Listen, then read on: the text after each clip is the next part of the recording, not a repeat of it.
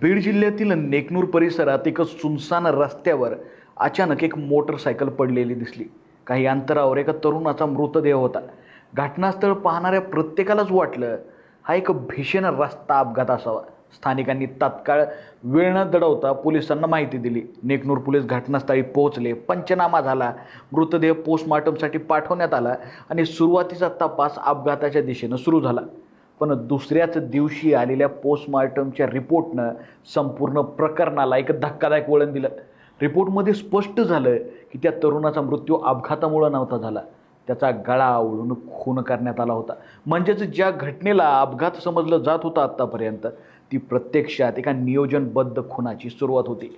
मग प्रश्न होता, हा खून कुणी केला आणि सर्वात महत्त्वाचं म्हणजे अपघाताचा बनाव करण्यामागचं कारण काय? आज आपण जाणून घेणार आहोत बीड जिल्ह्यातील गाजलेल्या किरण बंडू सोनवणे हत्या प्रकरणाची कहाणी. एक अशी कहाणी ज्यात प्रेमसंबंध, विश्वासघात आणि थंड डोक्यानं आखलेल्या कटानं एका निष्पाप व्यक्तीचा जीव गेला. स्वागत आहे तुमचं आमच्या शोमध्ये आणि पहिल्या भागामध्ये. मी विश्वजित. किरण बंडू सोनवणे आपल्या कुटुंबासोबत साधं आयुष्य जगणारा एक सर्वसामान्य तरुण. रोजची कामं, कुटुंबाची जबाबदारी आणि भविष्यातली स्वप्न. त्याचं आयुष्य इतरांप्रमाणे शांतपणे सुरू होतं. पण त्याला कल्पनाही नव्हती की जिच्यावर तो सगळ्यात जास्त प्रेम करतोय तेच त्याच्या मृत्यूचा कट रचणार आहे फ्युचरमध्ये. किरण सोनवणे आणि प्रियंका दोघांनीही आपल्या आयुष्याची सुरुवात प्रेमातूनच केली होती. कुटुंबियाचा विरोध होता, समाजाची चर्चा आणि अनेक अडचणी पार केल्या आणि शेवटी प्रेमविवाह केला. त्यांना वाटलं होतं की आता आयुष्य एकदम आनंदात जाईल, सुरळीत जाईल, सर्व काही व्यवस्थित होईल. काही काळ सर्व सुरळीतही चाललं, पण काळ जसा जसा पुढं सरकत गेला तसं तसं त्यांच्या नात्यात दुरावा निर्माण झाला. छोट्या छोट्या वादाचं रूपांतर मोठ्या मतभेदांमध्ये होऊ लागलं. बाहेरून सर्व काही सामान्य दिसत असलं तरी घराच्या चार भिंती आड नेमकं काय घडत होतं हे फक्त त्यांनाच माहिती होतं. त्याच काळात प्रियंकाची ओळख दशरथ परदेशीशी झाली. सुरुवातीला ही साधी मैत्री होती, पण ही मैत्री म्हणून सुरू झालेला हा संवाद हळूहळू अधिक जवळीकतेमध्ये बदलला. मोबाईलवर तासनतास बोलणं सुरू झालं, सततचे मेसेजेस सुरू झाले आणि गुप्त भेटीही सुरू झाले. यामुळं दोघं एकमेकांच्या अधिक जवळ आले. मात्र या नात्यासमोर एक मोठा अडथळा होता. प्रियंकाचा पती किरण आणि ह्या काटा कायमचाच बाजूला काढायचा प्लॅन या दोघांनी रचला. या प्लॅनमध्ये 3 जण सामील होते: प्रियंका, दशरथ परदेशी आणि दशरथचा मित्र धीरज येडे. मग आली ती काळी तारीख, 31 मे 2026.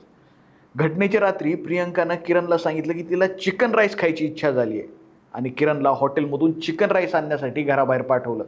तो घरातून बाहेर आला, पण तो बाहेर पडताच त्याच्या हालचालीची माहिती प्रियंकानं दशरथपर्यंत पोहोचवली. किरण रस्त्याने जात असताना दशरथ आणि त्याचा साथीदार धीरज त्याला वाटेत अडवतात.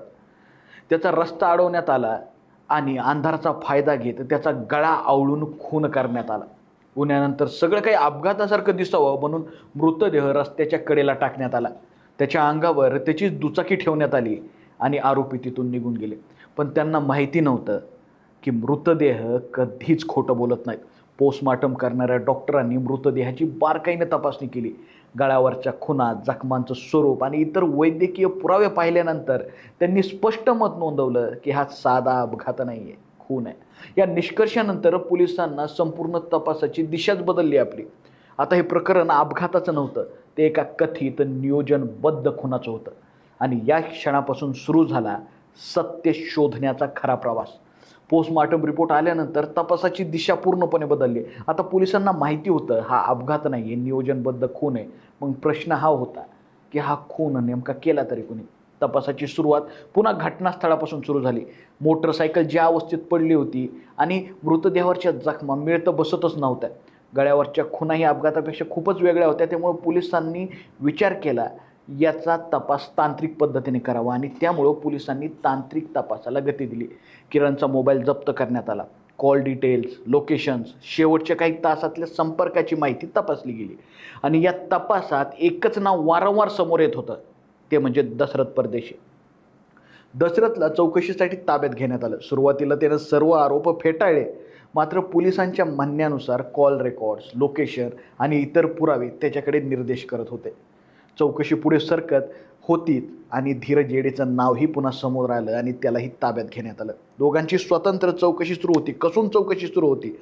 तपास अधिकाऱ्यांच्या म्हणण्यानुसार या चौकशीतून प्रेमसंबंध, त्यातून निर्माण झालेला वाद आणि खुनाचा कथित कट उघड होऊ लागला होता. त्यानंतर तपासाची दिशा मृताची पत्नी प्रियंकाकडे वळली. प्रियंकाच्या जबाबातील काही विसंगती आणि कॉल रेकॉर्ड्समधील माहितीमुळं पोलिसांचा संशय अधिक बळावला. पोलिसांनी तांत्रिक तपास आणि मोबाईल कॉल रेकॉर्ड तपासले. खून केल्यानंतर दशरथनं प्रियंकाला फोन करून, मेसेज करून कार्यक्रम ओके असा कोडवर्ड वापरून संदेश दिला होता, ज्यावरून हा सगळा प्रकार उघडकीस आला आणि पोलिसांनी तिघांनाही अटक केली. प्रेमसंबंधामध्ये पती अडथळा ठरत असल्यानं त्याला कायमचा दूर करण्याचा कट रचण्यात आला. त्यानंतर किरणला बाहेर बोलवण्यात आलं, त्याचा गळा आवळून खून करण्यात आला आणि संपूर्ण घटना अपघात असल्याचा बनाव करण्यात आला. पण आरोपींच्या योजनेतील एक सगळ्यात मोठी चूक त्यांच्यावरच उलटली. पोस्टमार्टम रिपोर्टनं संपूर्ण कट उघड केला. जर हा पोस्टमार्टम अहवाल आला नसता तर कदाचित हा अपघात म्हणूनच नोंदवला गेला असता. त्यानंतर पोलिसांनी संबंधित आरोपींना अटक केली. त्यांच्याविरुद्ध खून, पुरावे नष्ट करण्याचा प्रयत्न आणि कट रचल्याप्रकरणी गुन्हे दाखल करण्यात आले. पुढील तपास आणि न्यायालयीन प्रक्रिया अद्याप सुरू आहे. एक साधा अपघात वाटणारी घटना प्रत्यक्षात एक कथित नियोजनबद्ध खुनाची कहाणी ठरली. ही घटना आपल्याला शिकवते, सत्य लपवण्याचा कितीही प्रयत्न केला तरी वैज्ञानिक तपास आणि पुरावे अखेर सत्य बाहेर आणतातच.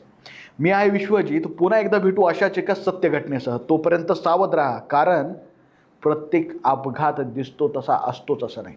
धन्यवाद.